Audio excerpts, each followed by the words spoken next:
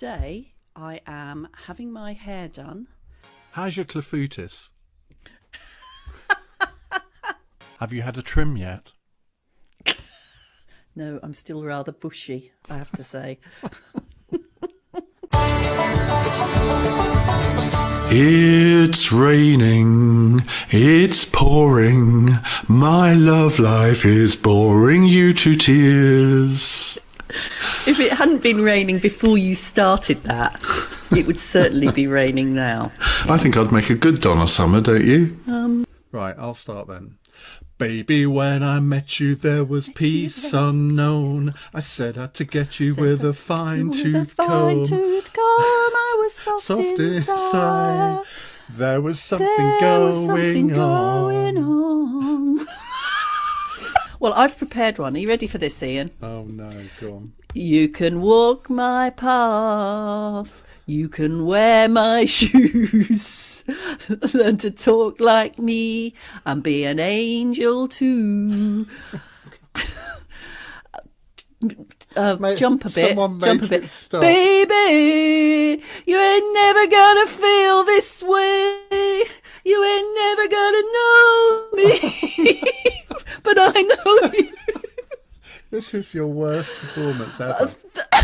And there's some stiff competition for that. Stiff competition. So, go on, sing the chorus.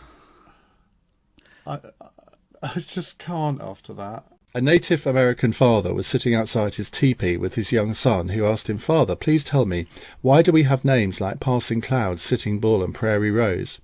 His father responded, "My son, our people respect nature and the beautiful countryside."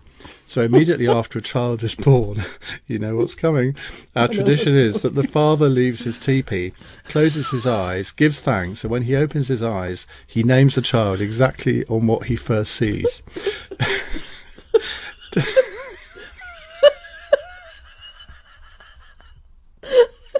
Ian, wake up. Ian, where are you? Ian. Okay, all right, don't rub it in. If you could have any animal as a pet, which would you pick? I'd have a penguin. Oh, Ian, I had a dream about Keir Starmer last night. Oh my God, has it got to that level? Just in case people didn't realise, the Civility in Politics Awards essentially are about what we really are absolutely about, which is trying to ensure that you can disagree in an agreeable way. Because, as we say in the press release, you know, for example, in my case, I love politics. I just hate the idea that politics has to be about dehumanising and hating. And hopefully what Ian and I do in this podcast is not to do that. No, I was too busy arguing with Adam Bolton. Oh, yes. What was that about? Back to life. Back to reality. Tell our listeners, own up. I was startled by the sound of my phone going off, and it was you to say, "Where are you?" And I'm afraid I had fallen asleep listening to Matt Hancock's statement in the House of Commons. Easily done. I mean, let's face it. So basically, Matt Hancock sent you to sleep and I startled you in your bed. Were you in your bed or were you just somewhere else? No, I was sitting on my couch. You aroused me. How are you surviving the plague? Are you talking to our listeners or are you talking to me? Oh, God. This is only going to be a disappointment to me now.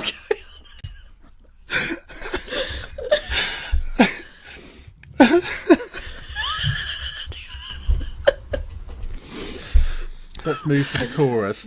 Islands in the stream, that is what we are. No one in between. How can we be wrong? Sail away with me to another world, and we rely on each other. I can hear you stuffing your face.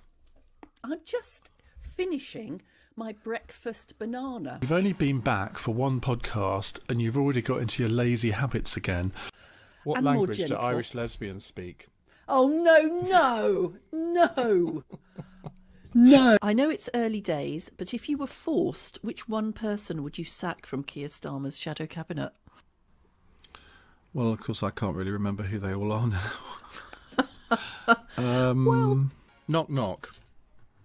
Who's there? Rebecca. Rebecca who? That's politics. Dear beloved, we are gathered here today to mourn the loss of the Wednesday for the Many podcast. May it rest in peace. Staying up, staying up, staying up. Do shut up. Tell me to...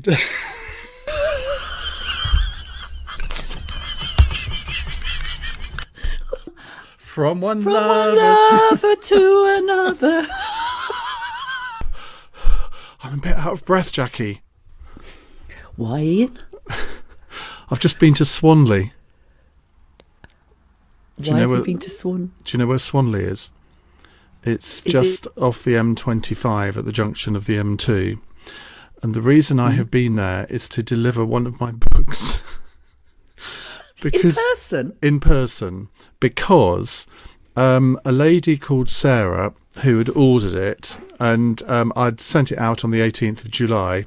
She sent me an email last night, slightly harumphing about why hadn't she got it. Anyway, Hermes have apparently got it, but haven't delivered it. So anyway, after a lot of toing and froing, she actually spoke to someone at Hermes, but I didn't realise that you can only speak to them if you're the sender, not the receiver. So she wasn't very impressed. She said, well, it's kind of ruined my enthusiasm for the book. So I thought, well, I know what I'll do, love. I'll deliver it myself, seeing as you're only about 30 miles away. And it got me out of the house, didn't it? So did you actually go and knock on this poor woman's front door? Yes. Did she know you were coming? No. How brilliant. Was she pleased to see you? Did she recognise you? She wasn't there. Oh!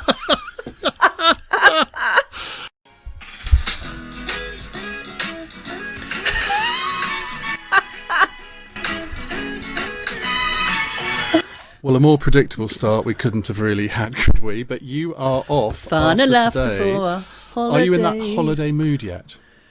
No, I am in that, oh shit, I'm going tomorrow. I haven't washed my clothes. I haven't sorted out the GB sticker. I have loads of things I have to tie down work-wise before I go. I'm in a state of massive stress and tension, and I need a holiday. Have you noticed, though, that in the 2.5 years since we've been doing this podcast, I haven't gone missing once? Oh, God. Right, pull yourself together. Breathe. Tell me two dogs fucking. Why do you ask?